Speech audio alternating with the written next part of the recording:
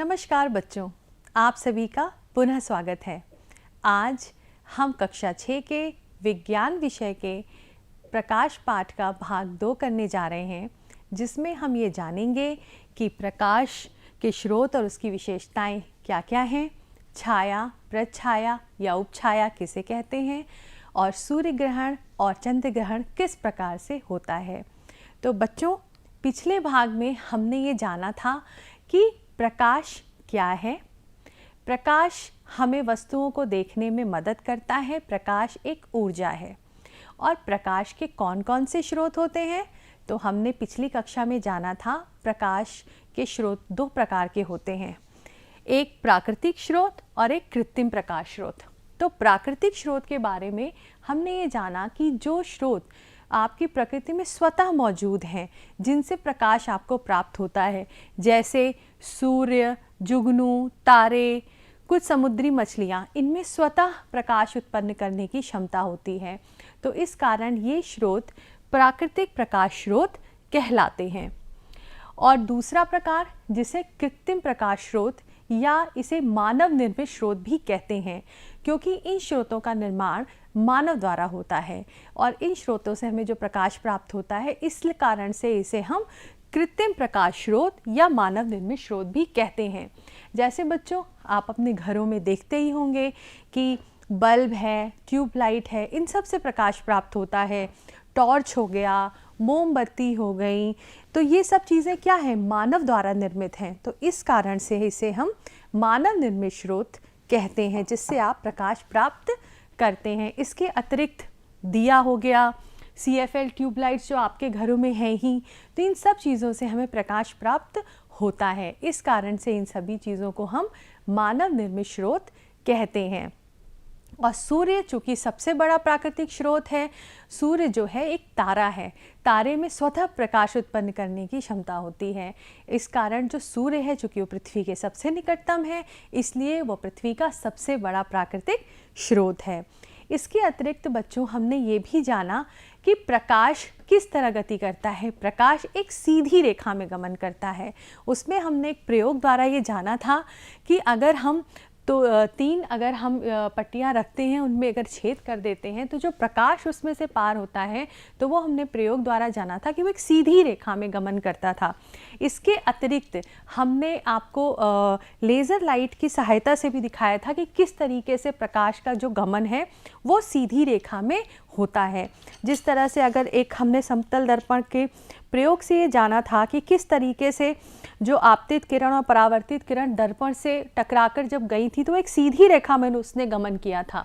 तो इस प्रयोग द्वारा हमने ये जाना था कि प्रकाश का जो गमन है वो सीधी रेखा में गमन होता है।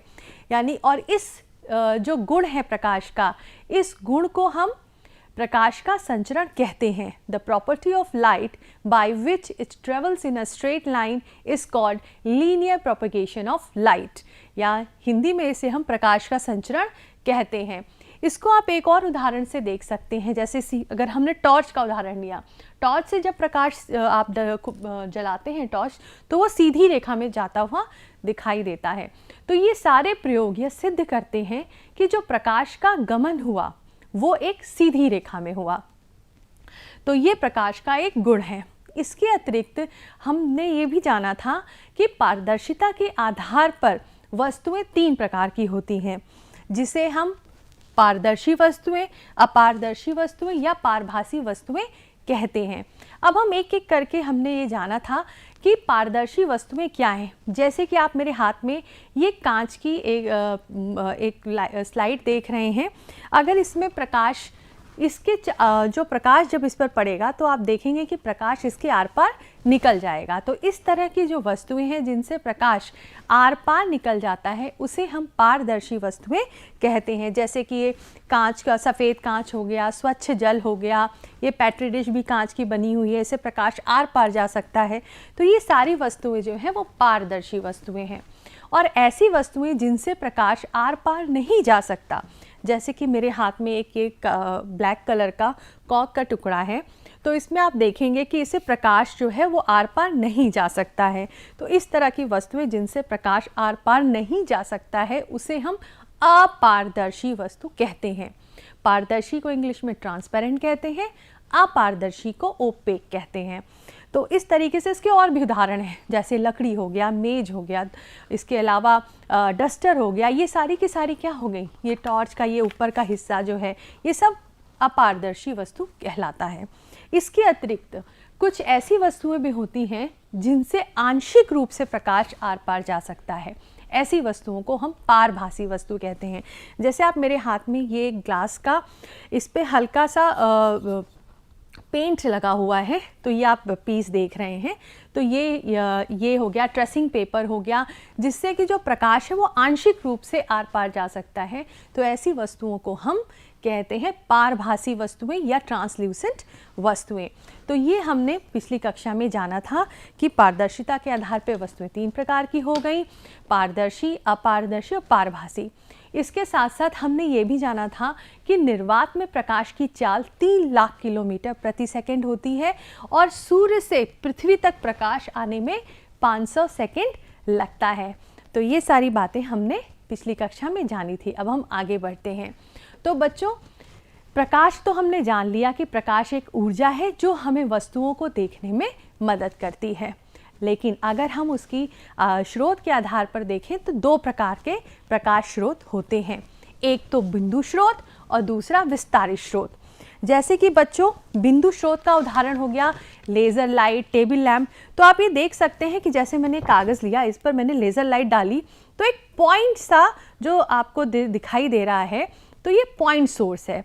तो यानी आप देख सकते हैं इस लेज़र लाइट के थ्रू जो मैं इस कागज़ पर डाल रही हूँ, तो जो लाइट पड़ रही है वो एक बिंदु के आकार में है, आप देख रहे हैं। तो ये आपका बिंदु स्रोत का एक उदाहरण है। जब भी प्रकाश के बिंदु के आकार के स्रोत को हम बिंदु स्रोत कहते हैं, जैसे लेज़र लाइट, टेबल लैंप आदि। और इसका चित्र आप इस तरह देख सकते हैं कि एक बिंदु से जो प्रकाश प्राप्त हो रहा है, तो ये उदाहरण हो गया बिंदु स्रोत का, जैसे लेज़र लाइट। दूसरा है विस्तारित स्रोत। तो प्रकाश का जो बड़े स्रोत होते हैं, जिनसे आप इस तरह से साधारण भाषा में भी कह सकते हैं कि जो बड़े स्रोत हैं जिनसे ज़्यादा मात्रा में प्रकाश प्राप्त हो रहा है, जैसे कि सूर्य। तो सूर्य जो है वो प्रकाश का विस्तारित स्रोत है, यानी कि ये आकार में भी बड़ा है और इससे ज़्यादा आप प्रकाश प्राप्त कर रहे हैं। तो इसलिए विस्तारित स्रोत का जो उदाहरण है वो सूर्य है। तो अब प्रकाश स्रोत 2 प्रकार के हो गए, बिंदु स्रोत और दूसरा जो है वो आपका विस्तारित स्रोत हो गया। और बच्चों, बहुत ये जानना भी आवश्यक है कि बिंदु स्रोत और विस्तारित स्रोत, इन दोनों का ही अपना अलग अलग महत्व है, जो हम आगे समझेंगे कैसे। तो अब आगे है बच्चों कि जब कभी भी आप दोपहर के समय बाज़ार वगैरह जाते हैं या सड़क पर चलते हैं, तो आप देखते होंगे कि आप ही की तरह की एक आकृति आपके साथ साथ चलती हुई आपको दिखाई देती है। कभी वो आकृति काले रंग की आगे चलती हुई दिखाई देती है, कभी वो आकृति पीछे चलती हुई दिखाई देती है। तो बच्चों, क्या आप जानते हैं कि उस आकृति को हम क्या कहते हैं? सोचिए। जी हाँ, वो आकृति छाया है। जैसे कि आप इस चित्र में देख सकते हैं कि एक लड़की के चित्र, उसी के आकार की एक काले रंग की जो आकृति है उसके सामने बनी हुई है, तो ये उसकी छाया है। और ये छाया कैसे बनती है और छाया है क्या, इसको हम समझेंगे। तो जब भी सूर्य का प्रकाश किसी अपारदर्शी वस्तु पर पड़ता है, तो क्या होता है कि जो अपारदर्शी वस्तु होती है वो सूर्य के प्रकाश की किरणों को अवरोध उत्पन्न करती है, जिस कारण जो वस्तु के पीछे जो उस वस्तु का बाकी हिस्सा है उस तक प्रकाश नहीं पहुंच पाता है। जिस कारण से क्या होता है कि जिस भाग पर प्रकाश नहीं पहुंच पाता है वहां एक काले रंग की आकृति बन जाती है और उसको ही हम छाया कहते हैं। तो इसमें ये भी बात जानने की आवश्यकता है कि छाया आगे कब बनती है और छाया पीछे कब बनती है। बच्चों, जब हम सूर्य के सामने की तरफ से, जब सूर्य हमारे सामने होता है, यानी सूर्य का प्रकाश जब सामने से पड़ रहा होता है, तो हमारी जो छाया बनती है वो पीछे बनती है। यानी जब हम सूर्य की तरफ जा रहे होते हैं या सूर्य हमारे सामने होता है तो जो छाया बनती है वो पीछे की तरफ बनती है, और जब सूर्य हमारे पीछे की तरफ होता है यानी कि पीठ की तरफ, तो छाया जो बनती है वो आगे की तरफ बनती है। तो ये बात बहुत महत्वपूर्ण है कि छाया आगे कब बनती है और पीछे कब बनती है। जब प्रकाश का सोर्स या प्रकाश स्रोत सम्मुख होता है तो छाया का निर्माण पीछे की तरफ होता है, और जब भी प्रकाश स्रोत पीछे की तरफ होता है तो छाया का निर्माण आगे होता है।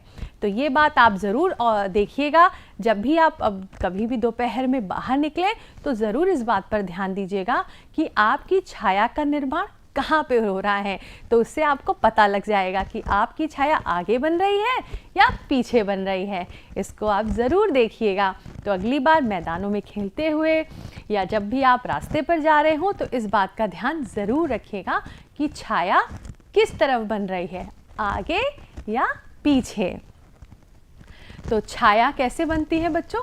जब सूर्य के प्रकाश के सामने आपका शरीर, जो कि एक अपारदर्शी माध्यम है, आ जाता है तो प्रकाश की किरणों में वह अवरोध उत्पन्न करता है। अतः जितने भाग पर सूर्य का प्रकाश नहीं पड़ पाता है उस भाग पर एक अंधकार में आकृति बनती है जिसे हम छाया कहते हैं। जिस तरह आप इस चित्र में देख रहे हैं कि ये पेड़ है, पेड़ पर जिस तरह सूर्य का प्रकाश सामने से बन रहा है तो उसकी छाया पीछे बनती हुई नजर आ रही है। प्रकाश सीधी रेखा में गति करता है और किसी वस्तु के बीच में आ जाने पर छाया का निर्माण होता है। तो छाया कैसे बनती है? छाया बनने के लिए क्या क्या चीज़ें आवश्यक है? तो छाया बनने के लिए बच्चों 3 चीज़ें बहुत ही महत्वपूर्ण हैं। पहली तो प्रकाश स्रोत, दूसरा अपारदर्शी माध्यम और तीसरी सतह। यानी कि अगर किसी भी छाया का निर्माण होना है तो 3 चीज़ें छाया के निर्माण में बहुत महत्वपूर्ण हैं। पहली, वहाँ पर प्रकाश स्रोत उपस्थित हो। दूसरा, अपारदर्शी माध्यम हो, क्योंकि छाया तभी बनेगी जब प्रकाश किसी अपारदर्शी माध्यम से टकराएगा, तभी छाया का निर्माण होगा। और छाया बनने के लिए सतह की भी आवश्यकता है कि बिना सतह के छाया आप देखेंगे कैसे। यानी कि छाया के निर्माण के लिए 3 चीज़ें बहुत महत्वपूर्ण हैं: light source, opaque object and screen. यानी प्रकाश स्रोत, अपारदर्शी माध्यम और सतह, यह 3 चीज़ें छाया या शैडो के निर्माण के लिए अत्यंत महत्वपूर्ण हैं।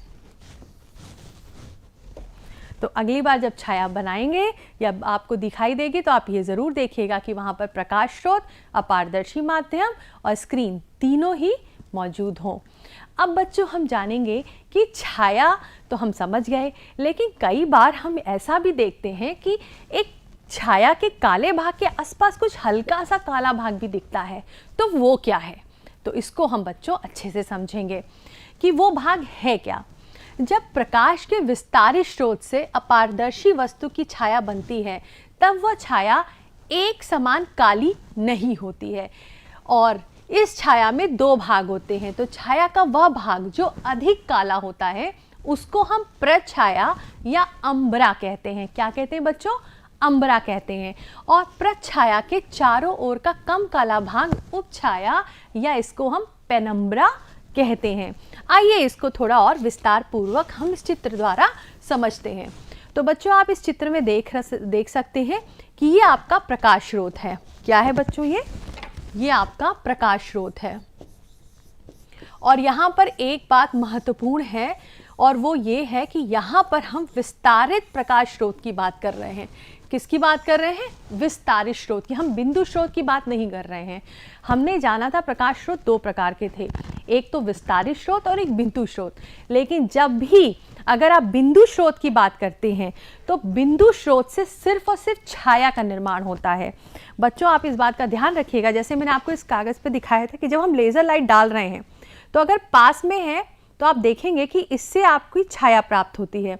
लेकिन जैसे जैसे आप प्रकाश स्रोत को दूर करते जाते हैं तो आप देखेंगे कि इसमें बीच का भाग तो डार्क, क्योंकि ये रेड कलर की लेज़र लाइट है तो आप देखेंगे बीच का जो भाग है वो डार्क रेड में है, लेकिन उसके चारों ओर का जो लाइट भाग है वो आपका कहलाएगा पेनम्ब्रा या उपछाया। बीच वाला भाग जो दिखेगा वो आपका दिखेगा अंबरा या प्रछाया बोलते हैं, और जो लाइट हिस्सा होगा वो आपका पेनम्ब्रा कहलाएगा।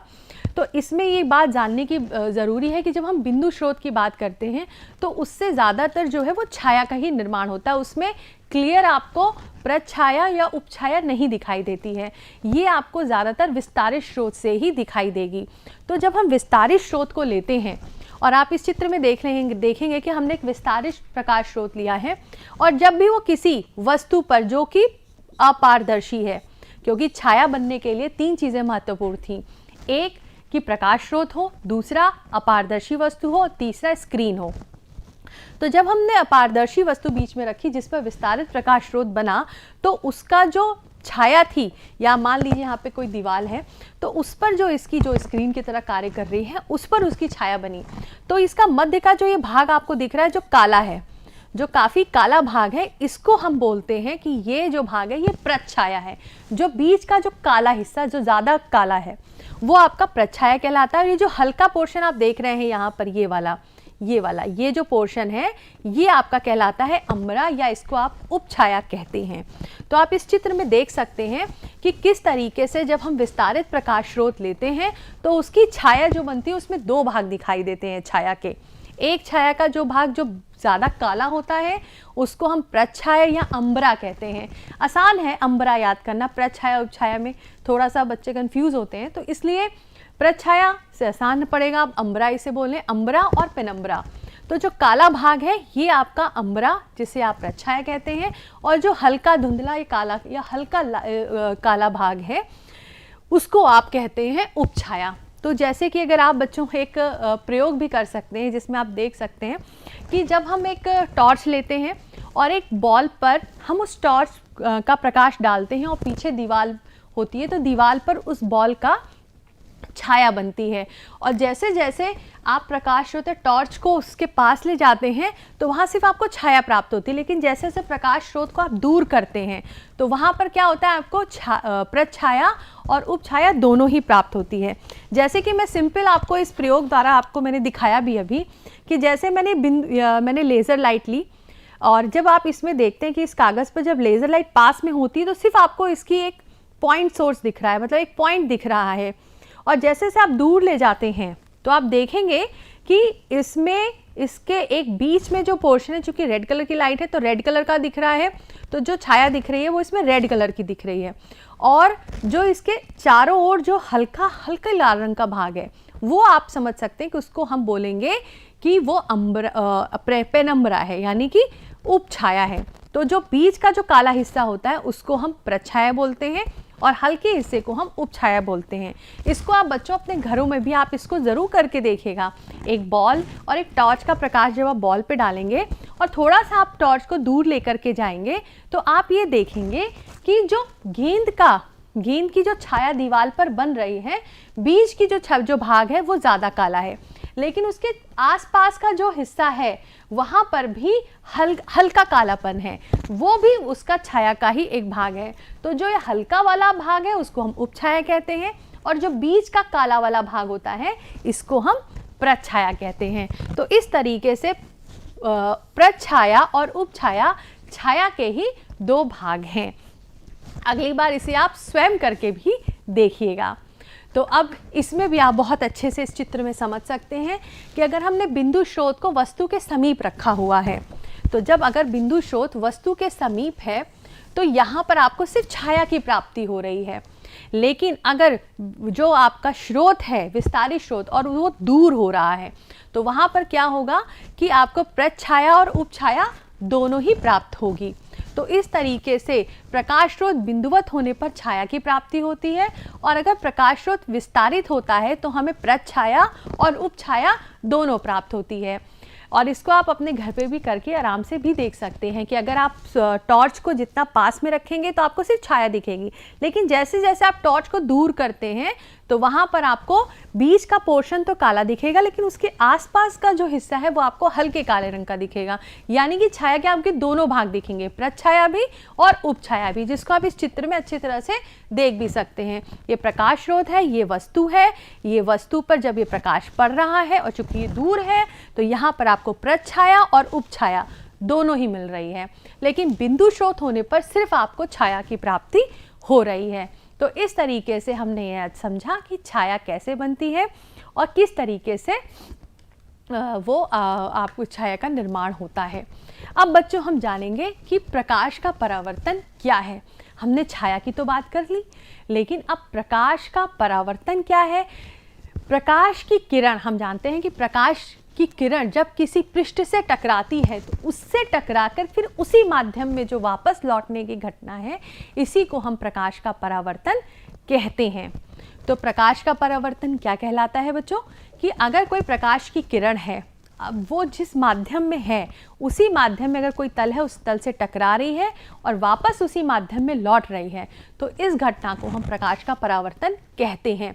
प्रकाश का परावर्तन तब होता है जब प्रकाश किसी अपारदर्शी वस्तु से टकराता है। जैसे कि आप इस चित्र में देख सकते हैं कि यहाँ एक टॉर्च है, टॉर्च से प्रकाश एक अपारदर्शी वस्तु पर डाला जा रहा है, तो प्रकाश उस वस्तल से टकरा रहा है और टकरा करके वो प्रकाश परावर्तित हो रहा है, जिसे हम देख भी रहे हैं। जैसे कि मैंने आपको लेज़र लाइट में अभी एक एक्सपेरिमेंट में दिखाया भी था कि किस तरीके से अगर हमने मान लीजिए एक समतल दर्पण ही ले लिया, उस समतल दर्पण में अगर हम लेज़र लाइट इस तरीके से डाल रहे हैं तो आप देखेंगे कि ये पूरा का पूरा लाइट आ भी रही है और तल से टकरा के किस तरह से परावर्तित हो रही है। तो आप इस एक्सपेरिमेंट में भी देख सकते हैं, इसको आप करके भी देख सकते हैं कि किस तरह से ये जो आ रही है तल से टकरा करके परावर्तित हो रही है। तो आप इस प्रयोग में इसका आप पूरा देख सकते हैं कि किस तरीके से प्रकाश इस दर्पण पर टकराई है और टकरा करके किस तरीके से परावर्तित हो रही है। तो ये घटना जिसमें प्रकाश किसी अपारदर्शी वस्तु से टकराती है और टकराकर उसी माध्यम में परावर्तित होती है, तो इस घटना को हम प्रकाश का परावर्तन कहते हैं। और जो प्रकाश की किरण अपारदर्शी वस्तु पर पड़ती है, जो आने वाली किरण है उसको हम आपतित किरण कहते हैं और जाने वाली किरण को हम परावर्तित किरण कहते हैं। तो आप इस तरह से आप इस एक्सपेरिमेंट में देख सकते हैं किस तरह से प्रकाश की किरण आ रही है, तल से टकरा रही है और उसी माध्यम में वापस लौट रही है। तो इस घटना को हम प्रकाश का परावर्तन कहते हैं। तो बच्चों, क्या आपने अपने आसपास की जगहों पर क्या इस घटना को होते हुए देखा है? सोचिए कि प्रकाश का परावर्तन की ये घटना कहाँ पर आपने देखी है, और कभी आपने सोचा है कि जो मील के पत्थर या सूचना बोर्ड ये चमकीले रंग के क्यों बनाए जाते हैं? कभी आपने ऐसा सोचा है? और वो रात में कैसे दिखते हैं? तो बच्चों, ये जो चमकीले रंग के जो बनाए जाते हैं मील के पत्थर या फिर ये जो इंडिकेटर्स या सूचना बोर्ड हैं, इन पर प्रकाश के परावर्तन की जो ये क्रिया होती है, इसके कारण ही हमें ये बड़े ही चमकीले दिखाई देते हैं। होता क्या है इसमें कि ये जो पत्थर होते हैं इनको बड़े चमकीले रंगों का बनाया जाता है, और इसलिए बनाया जाता है क्योंकि प्रकाश का पूरी तरीके से, जब भी कोई प्रकाश किसी चमकीली सतह से टकराती है तो वो पूरी तरह से परावर्तित हो जाती है, और जब वो पूरी तरह से परावर्तित होती है तो वो हमें चमकदार सतह अच्छे तरह से दिखाई देती है।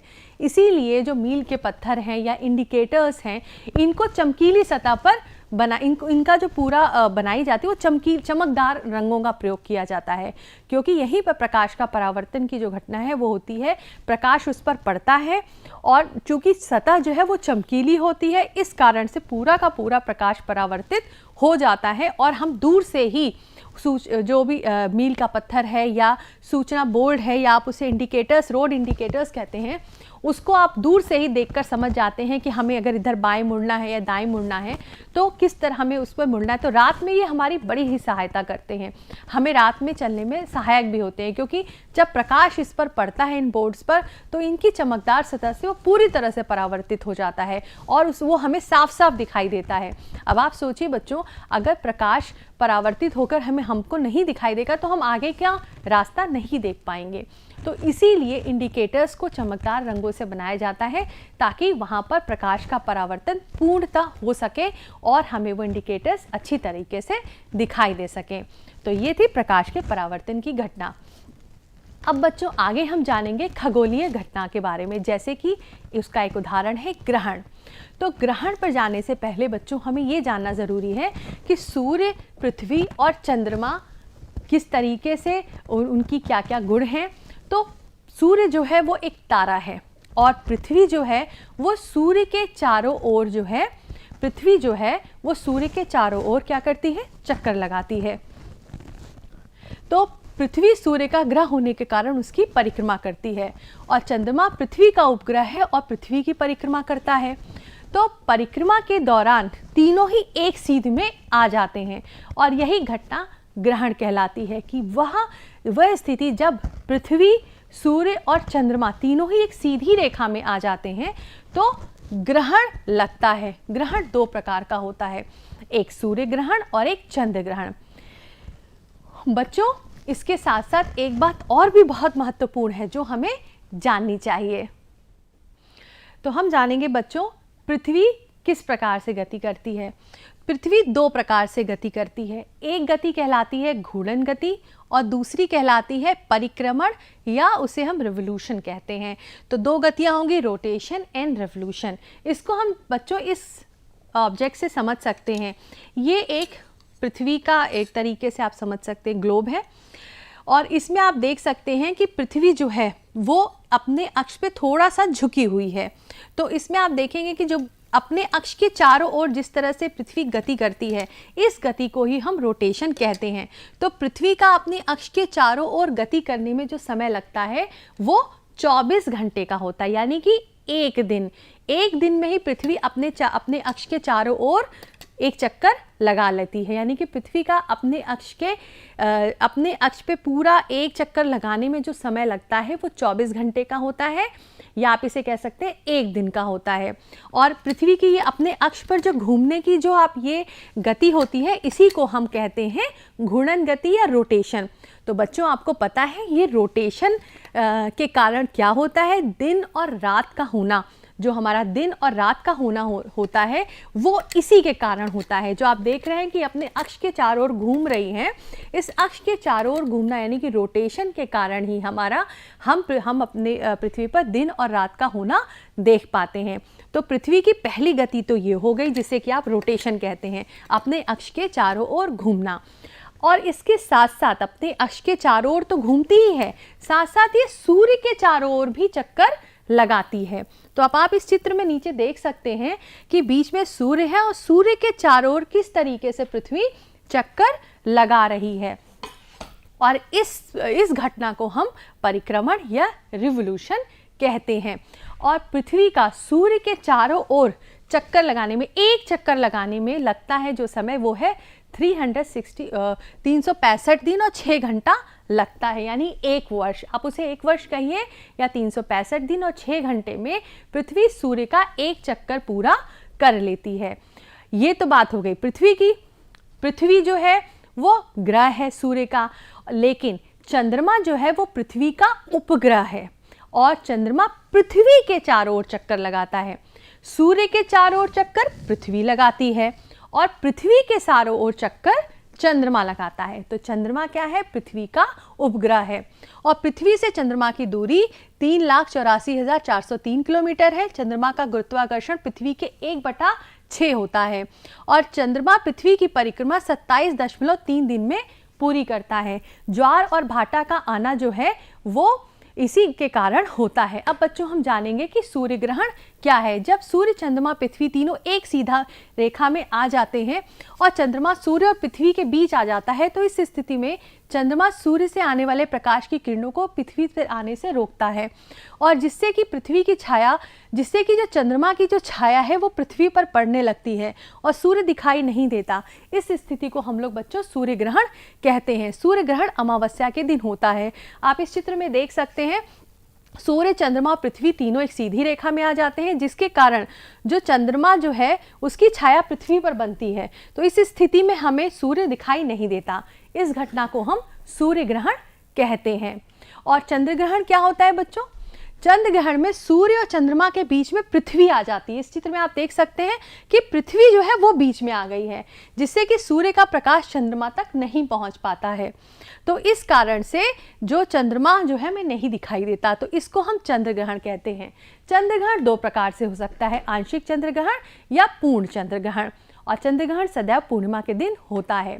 अब ग्रहण के समय बच्चों हमें क्या क्या सावधानियां रखनी चाहिए? तो चंद्र ग्रहण को कभी भी नंगी आंखों से नहीं देखना चाहिए। सूर्य ग्रहण को देखने के लिए एक विशेष प्रकार के शीशे के बने चश्मों का प्रयोग करना चाहिए। और हमने ये घटना देखी है पृथ्वी पर, कब? हमने भारत में 24 अक्टूबर 1995 और 11 अगस्त 1999 में भारत के कुछ भागों में पूर्ण सूर्य ग्रहण देखा था, जो कि एक डायमंड रिंग के रूप में था, जो हमें एक डायमंड रिंग के रूप में दिखाई दिया था। ये घटना बड़ी ही रोचक थी और सभी ने इसको देखा था। अब बच्चों, आज हमने क्या सीखा कि प्रकाश स्रोत के सामने किसी अपारदर्शी वस्तु के आने से वस्तु की छाया बनती है। छाया का मध्य भाग अधिक काला होता है, जिसे हम प्रच्छाया कहते हैं, और प्रच्छाया के चारों ओर का कम काला भाग उपछाया कहलाता है। और प्रकाश की किरण जब किसी पृष्ठ से टकराकर उसी माध्यम में वापस लौट जाती है तो इस घटना को हम प्रकाश का परावर्तन कहते हैं।